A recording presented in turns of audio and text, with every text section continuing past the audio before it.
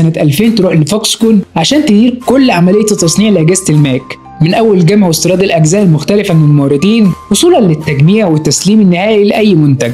وده خلى أبل تركز بس على التصميم وتتخلى عن تصنيعها الداخلي جوه أمريكا. لكن الاختبار الحقيقي كان في 2007 مع إطلاق الآيفون، واللي زي ما احنا عارفين إنه أنجح منتجات شركة أبل، وكانت الشركة وقتها محتاجة تنتج ملايين الهواتف في وقت قياسي، وطبعا مفيش غير مصانع فوكسكون في الصين، وبالتحديد فيما يعرف حاليا بمدينة الآيفون أو آيفون سيتي اللي كانت جاهزة لتلبية الطلب ده. الشركة أثبتت قدرتها على إنتاج أكتر من 500,000 جهاز يوميا، ونادرا ما كان المنتجات دي بيبقى فيها أي عيوب أو استرجاع. ومن وقتها ولحد دلوقتي نص دخل فوكسكون تقريبا جاي من مبيعات شركة أبل، وزاد دخل فوكسكون من 40 مليار دولار في 2009 ل 140 مليار في 2016.